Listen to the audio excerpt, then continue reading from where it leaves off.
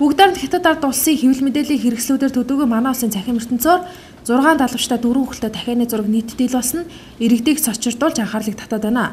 Генетикийн өөрчлөлтөө буюу хувирсан дахианы махыг манай улсад худалдааж байгаа эсэх нь олон хүний түгшээж эхлээд байгаа юм. Тиймээс манай улсын хилээр орж иж байгаа дахианы махыг мэргэжлийн хяналтын байгууллагаас хэрхэн хяналт тавь шалгагдах талаар тодрууллаа. Манай улсад бол одоо энэ дахианы мах оруулж ирдэг цөөхөн тооны нэр бүхий компаниуд байгаа. Инвест, Агмарко, Sky, Capital Market гэх мэт. Эдгээр нь бол тодорхой зөвшөөрөлтэй. Тэгээд тухайн Америкийн нөхцөл улсаас оруулж ирдэг.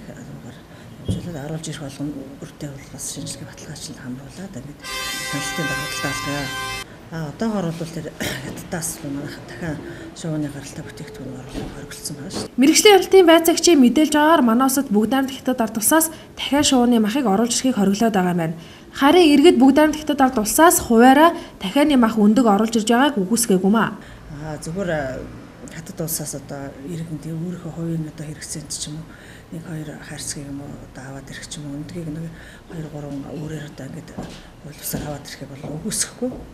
Энд дээр бол үзлэг шалгалт тухайн одоо хил дээр ажиллаж байгаа чиглэлийн байцаагч нар ус шалгалтаа хийж оруулдаг. Зах худалдааны төвүүдэд дахианы мах үхэр хоньны махнаас хямд үнэтэй буюу килограмм 4500-аас 5500 төгрөгийн үнэтэй худалдаалагдаж байна.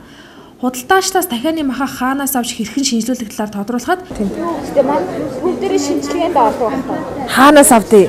Хайсан гэдэг нэг Америк. Үгүй имиж байхгүй имиж тэгээд ордог. Тиймээс аваад тэгээд манай 5 өдөр шинжилгээ авдаг.